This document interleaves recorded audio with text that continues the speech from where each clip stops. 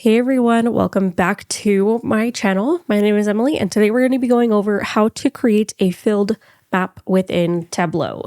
So personally, I really like maps. I am just one of those people that like maps. So what we need for this is we are going to grab a dimension and a measure. We're going to grab a geo dimension. So let's go ahead and grab state/province.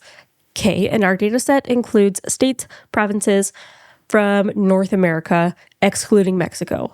Let's go ahead and grab a measure here. Let's say profit. All right. So we have a map, but we want it to fill in the whole geographic area. So I went over here to show me, and for some reason, when I changed up the settings on my computer, it shows these different maps in like smaller ones, but it's going to be the map that does not have circles on it. So there it is. There's the filled map. As you can see over here on the right-hand side, you can tell what the profit is for each area. So the darker blue it is, it's going to be higher profit.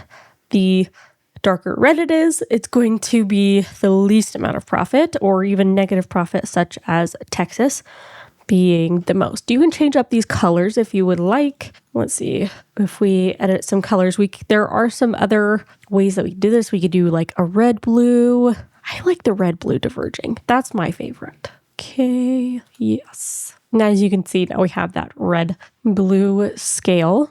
If we want to add on the mark labels, we can do that there as well. I find it a lot more helpful. It's going to be a little bit tricky when you come to some of the smaller states over here, such as Delaware or New Jersey. You can't really see it from just looking at it, but you can hover over it. But that's going to be a filled map within Tableau.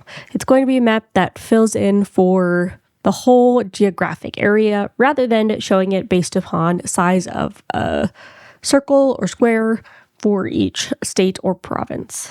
But I hope that you found this video helpful. If you did, be sure to give it a like and subscribe. If you have any questions, feel free to put them down below in the comments and I will try my best to get back to you.